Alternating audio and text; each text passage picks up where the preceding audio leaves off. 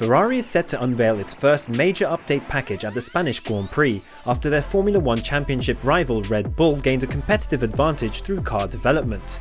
Ferrari leads both the Drivers' and Constructors' Championships after 5 races of the 2022 season, but has been defeated by Red Bull in 2 consecutive Grand Prix for the first time this season. Max Verstappen won the Emilia-Romagna and Miami Grand Prix, cutting Charles Leclerc's championship lead to 19 points, while Ferrari now has a 6-point lead in the team standings. So far, the two teams have taken very different approaches to development. Since a new floor was introduced during pre-season testing, Ferrari has barely changed its car, whereas Red Bull has introduced aerodynamic and weight-saving upgrades since new side pods and a new floor appeared at the second test. Red Bull's early development rate is presumably unsustainable given the budget cap, something Ferrari has publicly stated for the first time.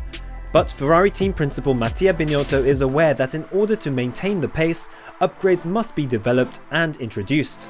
This will happen at the next race in Spain, where Ferrari is expected to bring significant upgrades, including a new floor that, according to Mattia Binotto, will reduce porpoising and allow Ferrari to run the car lower. In the next races, it will be at least our turn to try to develop as much as we can the car by introducing upgrades. I think it's not a surprise that we may have a package in Barcelona which will be important for us.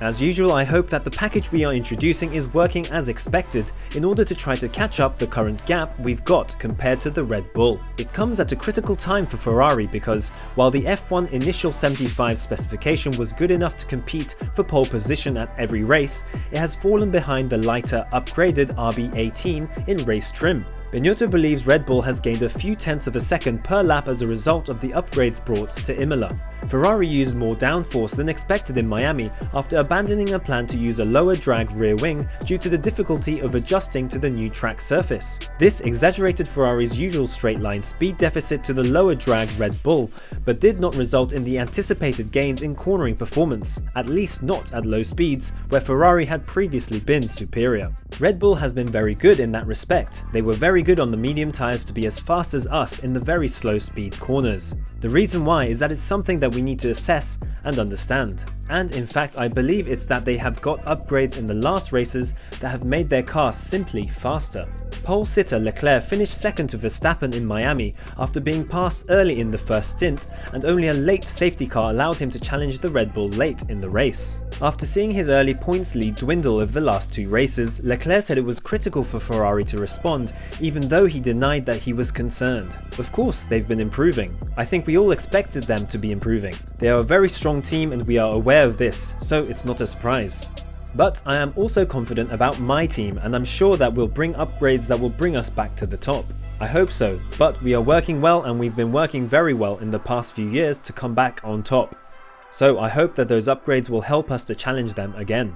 But Charles Leclerc may be in luck because even without Ferrari's upgrade package, the Barcelona track suits his car very well. According to Red Bull team boss Christian Horner, the new technical regulations for 2022 prompted the team to focus on straight line performance. Obviously it's very different this year with the setup. There's no rake in the car essentially, so we've developed a car that has good straight line speed, and we've seen that in pretty much every race this year. That advantage, however, will be diminished in the next race at the Circuit de Catalunya, which features only one significant straight and several medium to high speed corners. Barcelona is a whole new challenge now. High speed corners, Ferrari's strong in that area. So it's horses for courses. This circuit suited us, we were able to make it work, and thankfully got the result. Nonetheless, their main rival Max Verstappen has had a stellar season so far, winning every race in which he has competed. When asked if Ferrari is concerned about Red Bull's recent speed after consecutive defeats, Binotto responded, "I would say not concerned because I don't think that the difference is huge. It's a matter of maximum a couple of tenths in the race, and we shouldn't forget we locked out the front row. In quali, we had a better performance than the Red Bull, so overall in the weekend, I don't think there's much difference between the Red Bull and the Ferrari." Outside of Ferrari, however, the situation appears to be worse than Binotto admits. Former F1 driver and commentator Martin Brundle has also pointed out that Ferrari appears to be struggling heavily down the straights, and has warned Ferrari that they must address the issue as soon as possible or risk repeating Imola or Miami. Once again, Charles Leclerc and his Ferrari were the fastest combo on the track to secure pole position, but also once again Ferrari had no answer to Red Bull's prodigious straight line speed, with or without the DRS rear wing open. Unless they fix that with less high-speed drag, then these will be Red Bull's World Championships. Despite Verstappen's victory over Leclerc on this occasion, Brundle praised both drivers for their performances at the Florida track. It was another very impressive and mature drive from both Verstappen and Leclerc, but the Ferrari drivers simply can't breeze back past anymore like Leclerc did to Verstappen in Bahrain. This gives Max and teammate Sergio Perez the comfort zone of looking after their tyres and playing the longer game, knowing they can pounce down a relatively risk-free straight later on. Brundle also thought that Sainz recovered well to finish third after a string of incidents. Carlos Sainz had a very important weekend for his confidence as the Ferrari pair were on the podium together for the third time in 5 races so far this season. He hadn't completed a lap in the previous 2 races and had another sizable shunt in practice. He kept his head and did well to hold off Perez, who was on fresh medium compound tyres, albeit carrying an engine gremlin. 2-time world champion Mika Hakkinen also commented on the current situation. Speaking after Miami, he stated that Max Verstappen and Red Bull currently have the advantage over Ferrari. This was another important win for Max, and when you consider that he has won every race he has finished this season, we can say that Red Bull have definitely got a faster package than Ferrari. Max's race was so strong. He made such a good start to take second from Carlos Sainz, and his overtake of Charles Leclerc on lap 9 was perfectly executed. The Red Bull had a straight line speed advantage over the Ferrari, which meant that even when Charles had the benefit of the drag reduction system, he was still unable to come back at Max. When we had the late safety car period, Charles really pushed hard, but Max was able to defend and pull away.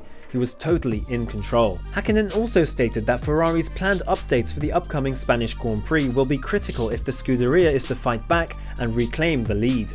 Ferrari are planning to bring some upgrades to their car, and Charles and Carlos will really need those developments to give them a lot more performance because the Red Bull is looking so strong. Reliability seems to be the only weakness at Red Bull. Max had a costly problem on Friday, for example.